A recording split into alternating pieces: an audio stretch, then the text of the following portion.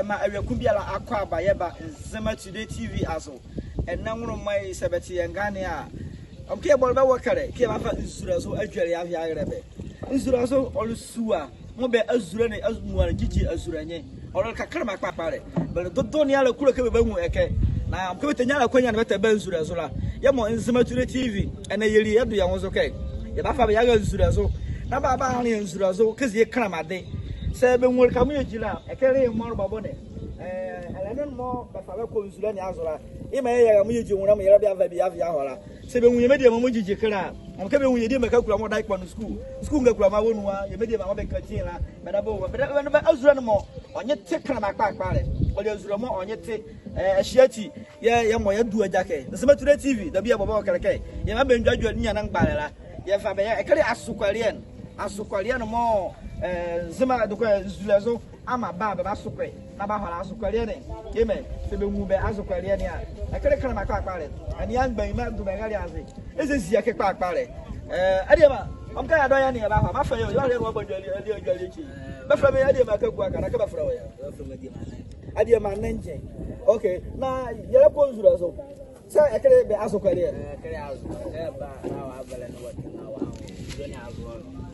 Oh, okay, musi yiduma ye juke ze he na ya fele na ya ho nsure ni azo but kakra mo ye jukara edo ye boa ye dede na ya ho na ne ye zato zo na dia mo za no dia aha ana ka mo edo ye boa ye na ya ho la ye ko ne ko juru ha ne a ana be si ado adwale ni azo ya da wase ama boa me die man ti wale okay be ya ko kutila on man made kana akere man made kana okay afike mo ko so thing or man made kana only azraka.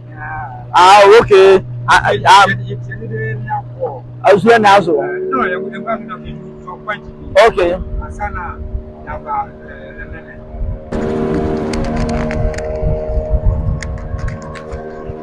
Lejo mati edine ma wa kwa ko de la na ole azela kwa me na okay.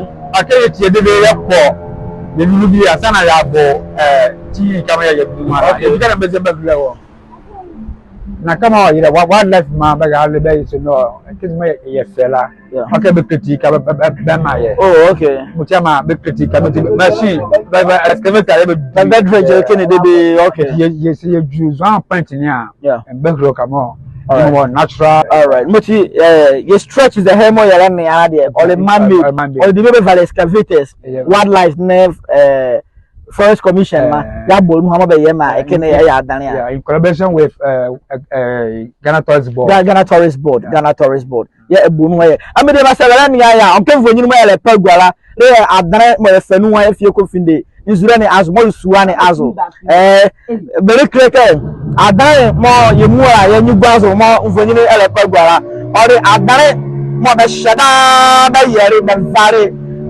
excavators the yard mo ba do adan Tourist Board on Nzulezo zu afre ye aborunuwa ye Ghana wildlife aborunuwa ediri adan ne osane ka anabe ko ne ka be ma o look more natural mo ti ye be yare be ma oil zo hania o le kire ka be yare ka bi mo anabe ko be ti ye be ko ju e ba fa ti ne ba gba hosuwa ne azo a mo ti si akọ na ye ko ju yare ka zo hania e be fi yare be ya ne meta wo sore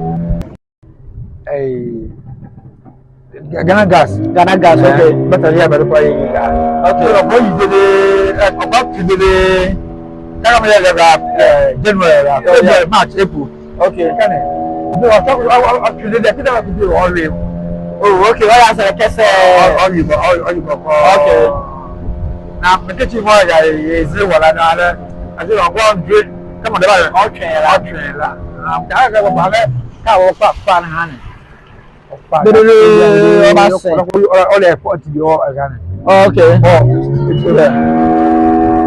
sebe mu suwan mo ye die man eva mfonye na eva dozrala canal ne mo be duli de mo le man-made canal mo excavator be dula yi azukwari yi awere eke ya and be tie de be babaju mo lu suwe kati na be jukia and ba futin ba ho ye be vale excavator be duli azulenya nu de mo o ajure ke mo kakra ye ko fa tin ye be de ye be juki ze ya na ye bala ye muruke and tin ele mi na be le fabaka mo le beti ba wo na ba me ya ho na mgbe ime le kire ya me ade obuke azure ni anu emmi more anya no mo da delekana ne come on ishela azure anya na emu za pia ezi azure nya no ahia ti sare fatin wa ya odike bebe jurika bi na wa baka wa wo na wa ho moti mbe mo so na la sare ke na no be ka bi oka na no be ye bi o wildlife on a tourism board na ya be mo are na is about di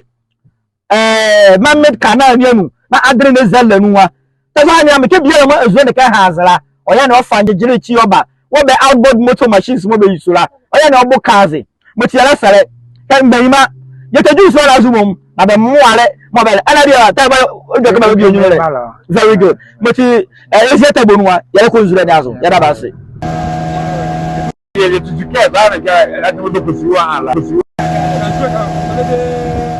bo elu ha bo elu okay ye bi ko fa akita dere ko ekwe okay e ko be ne yeah e ko be de ne ya ga ko fe mo ma le be pa okay all right moti na me bro de bi sabanya ana woni chia akita ne ye de ba ne ka wo ba ba be te o ka ba de be ju ba wo ju ki ara wo la ku close na oh okay okay all right moti sa mandre wo ka para ka ne aboso ne ka ne aboso okay kamera no ka da pa so you know January February akoya ka da sa mandre wo a okay ka ke like Ghana gas ma la ne dane mo do du e mo du zuare ndara ye va jejire chi oh okay moti besuzuke boni ya ya ani oba bua na eno mo du ko tara ya hwa ya hwe ne ya bo da mo bo zuare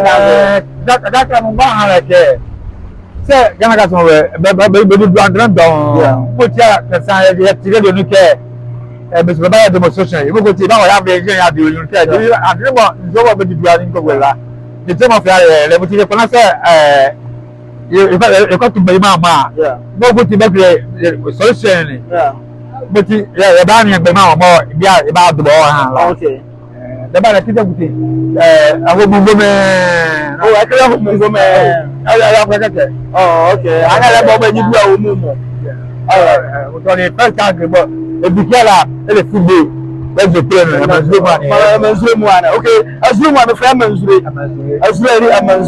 all right na kaka se be ko Ghana gas make na Ghana gas me say ba mo beto badro be do buara tay mo ya vanje kire ya e je kubo ni be ko ka be du ba fa wora me say episode amaruko ya but you get what you push be yeah now ba hala yeah ya don wora I don't know dey be dula okay you be try wa manzu ma ni be manzu ni ma tata mu ya nyu ara manzu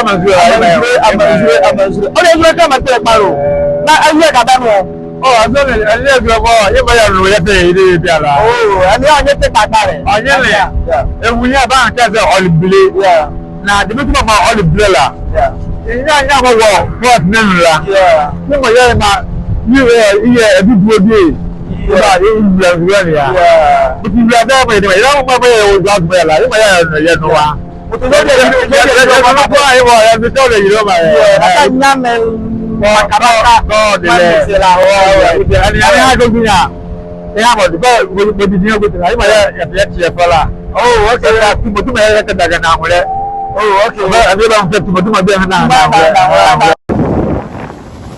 ebe ne kontrol akonde na falo bi ale tuma mo ata be bi afoti ya oh okay so ka fere wo yo pa gbara ba ko be ni fere ya fe te sa ke ti mo yin la ko la de ye do hati de ba ki ti ma ni ye nya la de nya ye nya so ane oh okay na bi na yo bi ye bi ti ama ya mutama no problem mo ti Nzema Today TV se bala mi ya wo Nzema Today TV aso ade makaku aka ya egu ajake era Nzulezo ya ba wa ka ke ra Nzulezo je bi ara re bo ya ba ma ne ke Nzulezo kra ma do ake adware e ro ba ke ta sutranu me jimeriwe ona na fele nya ke yo di biara be ko ne be sukuru wala mu ara ashiati ke ya ra Nzulezo na yeru adroje ya ko Nzulezo ani aso azure nafa azure abazure azu yeruwa mo ya la para na hosra ba ya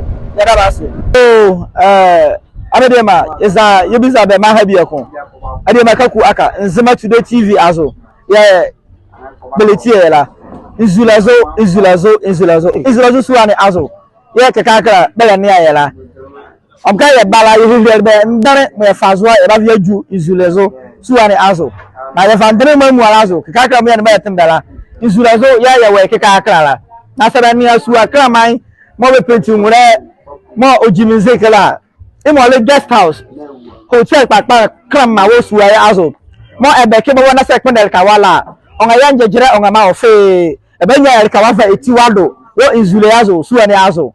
Ani Nzule ni a ori one time krama bi. Na ni Nzule no kwa nya ote. Azuwa hani no ko ya agwekala.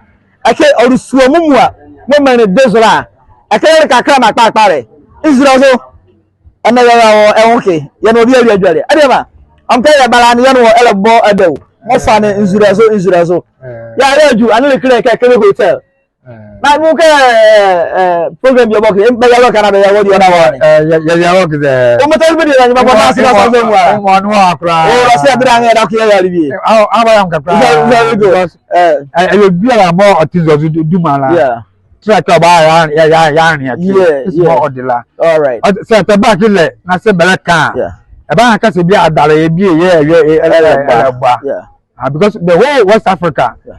But the whole West Africa, okay, is also Ghana, yeah, Benin, yeah, the natural on sales, on sales, yeah, also Mojiji as well. But the band even can oh, Basimeo, I come a Molizi, or back at I come a Diazim, Nzulezo come and Muka, BSTV, work there, light work there, light work there. Oh, okay, so I read was in a fair. There will be out there. I read was in a Bania TV. As you know, you are by okay, you might come with it down a brick more. I'm only zoom you are fired by I oh, okay. And the band is all oh, okay. I look at a room you find about the back on one. Okay. Okay. The street light to be an okay.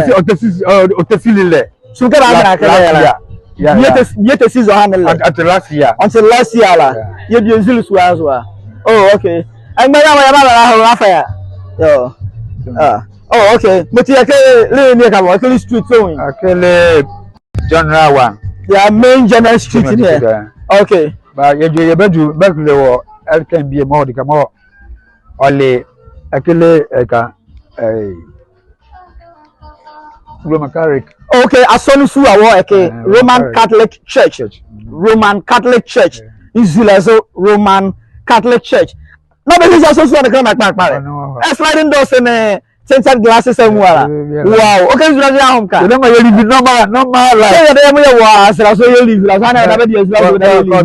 all right. Okay, see we are Roman Catholic Charismatic Renewal Ghana. Oh, okay. All right. I should click I saw work yanga. Bye Sonny. Oh, I saw you could put a pack party. Now, Roman and Tower here. Methodist work there. Methodist or Kibi. Oh, that's great. That's great. That's great. All right. Okay, Methodist or Pentecost work there. All right. Your school or work there. So okay. Very good. All right. Okay. Come on, you look at me. I was an area. I can't afford die. Now, young cousins who are see the I shut here. You be about Nzulezo. I will know. I can be a mawara. Let's see what Nzema Today TV azo. So let me know kwa elenia e wo Nzema Today TV azo ya la fa Nzulezo adware ya fi ayo el ka bia ma wala bo model ka e ba hwe bi che wo akpando ne na wan ya adware krama ne mvonyinu mo ele pagwa mo ofa ne Nzulezo suwa mo ba de Nzulezo the whole West Africa Ghana on Benin awun che bi ya wala enye ka wo el ka biara ma wala ya ba so okay e be do jacket ma me mo ma ha ebe do a jacket why Nzulezo yo amo yo what do a jacket why Nzulezo na wa ania e kere ma pe pare in fact many eri anade ba many ni eke me tem me am go okay you live normal life exactly that and say me we ke live normal life you say ke be kana I go get in and take last year more is when years one like mo community Yeah, you live normal life. Come on. You live your Namu eleno nchi bi work there. Imo do duzu bi of media. Imo le eleno mo ye fe ko egbonu. Oh, okay. I'm saying look about teen I'm or private. I come private eleni. Mo fe ko be egbonu manu a. Akabi am alebia akabi mo kra apart from teen. Okay. Na oye mu ngo kwakura wo kenoko. Ke be na ko kra fele ni mi be da be ko egbonu. Oh yeah. About 4 years. Mama 4 years above me. Alebia yeah. Alebia la kwa kan elenene. Oh, okay. Yeah, alebia kwa kan elenene. All right. So be ni aya imam gamglu e bara Nzema Today TV azo. Ya mfonyi na hye amu ele pagwa. Ya fabele na Nzulezo ya baba ni ya suwa. Akobulu we manu mu amo be de be Nzulezo. Alkamo or krama. Ba so ma ho. Alkamo beauty city I think in the whole West Africa, Ghana and Benin and Unche. Yeah, Benin clear be a wa. I can come as a head. I became provincial stock by the beer work there. Okay, provincial store by the beer work there. Ma and Yakia, okay, as one come and go busy. Because we come on here, I'm going to as well. Man, okay, all right, okay. Bob, I'm Ganke. Stutini, and I can run in the world compare. Okay. No, I can say, lane like this, like a there. Yeah, lane there. From this person to this that point, yeah, only one family. Oh, okay, but Abusu. But I can make a lens there. Abusu I was talking about the Budina, Abusu Akun Eddie. Come to the corner, Abusu Akon. I showed all the Abusu. But the same. But Abusu can Abusu Monu. Abusu can bring it. I can the woman to Monu and very Abusu Akon. Oh, okay, but I'm Musu. I can say I'm not I forget what I see you. All right. Nzema Today TV azo. Yeah, Bayani Ayala. Nzulezo. Yeah, wa. Ya pe Nzulezo mfonyini emware egwa. In fact, me nyeri e ma mo ya ma ha. Na ba to go. Be so am e kara pa kwa. Omo go fra we. Omo ama. Oh, okay. Ekeli ni eka. Ekeli Nzulezo. Good. Ya de ka Nzulezo akrama. Man don bombo kulo kele be banwu Nzulezo. Na betenya la kwanya ne motia na edu ajake. Nzema Today TV azo. Ya ka bia peka. De ka me ke bia ma zan hora. Nzulezo valbe. No hala bonya wonu. Orozo. Oro no hala ka Nzulezo no jiro va ya boko. Yedu yo hol benyin. Mu a be du be hol benyin. Mu a yedu yo hol benyin. Yesu ma no mo koto yezo. Odi Nzulezo ngome. Na ota oyizo ha ne o. Oyizo ha no ko konva ya ka na vlo mo iva yesu mo koto yedu yo hora. Angba so yin. Moti beri aba ho hire ngban ma wo ani enzo bi ama usiri zo ha ne. Ani enzo bi ama usiri zo ha ne. Ndam gwa mu sentimo ama usiri zo ha ne. But what dey na wo ke usiri yi var ba. Say wo fotu no moti mo ya ba ha wa ka fosra ni usiri mo dolkulela imama iva ya. Ade we la wa se bodu ma bi kokure mi. Acha ba from mama. Omo ama de se mo amangane a. Ede ngane wo Nzema Today TV azo. Nzulezo mfonyini ya le pagwara. Yeto ye adundura nya azo. Ida ba se azo. Ede ma kore. Yare ya mas na ko fro. Nenge yo e go school. Wo Nzulezo ke. Ana go school ni aka fon. E go school di benyini. Ah okay. Na wan go school ke fe. Ngol bia okay. E school work there. E go school you ka senior work. Class 6. Mutije cha sia lekwa wo bi na so so de bi yo adi fa de makaku aka Nzema Today TV azo yara wa sasuma ne ala all right amka sebengu mfonyini ahia betantoni nyire benzia yire be kokko yire ayire bi amakondara abeke benyomu ala bi wo ekeze ha wado atu aboba wuo ba be se kwale me wura ezo bodu ko duma ena ba ka duma ba ka se wu baba abeke be duma ba ma sanka yire bia okeze yo aha be se ba baba okeze yo anyire na woke anyire osu azu pa pare moti Nzulezo eco bar yera ba be se akwa abatu Nzulezo eco bar ekiya yera ba mo o Nzule ni ansole bra kun be die ba je kamo yedi ma na hire yera be die ba nyo halu no angba ba ne ahun ekiye kakra yera ba very good so and here for you here so Nzulezo the only village community in Ghana situated on Stilt community on river among Zule akwaba to Nzulezo echo bar bar ni bar ni aki abava manga more the Russia sticks befa be ye imi and cram aboko be se siake bar ni emu ewu nu hala ikekreke abeke nyi bari sound system television ke the baby a work the baby a work ai ma za be here nzamani amu yakọ esi ko se vet o se yakpoke o se welcome o se akwaba good morning o se ashin o good afternoon o se maha good evening o se anrun o what is your name o se ke be felewe e shere nzama anie mu bie mo be here begua ko se baba ya nu a e ba ho wanyo mu ara na wazuku ko bia ase se ya ele ni a nzama today tv azo nzama today tv azo ye mvonyina hye amu a ele pagua hotel ko be si la so on guest house wow baba na say wa ane eba la ajomo da yin mo na ko fia ye yes and you azuo mo hotel mo sile azuo mo nu one room and yeah ke be build lights na mo wonu a wow be so be de nya toilet about wo ho baba ye na but okay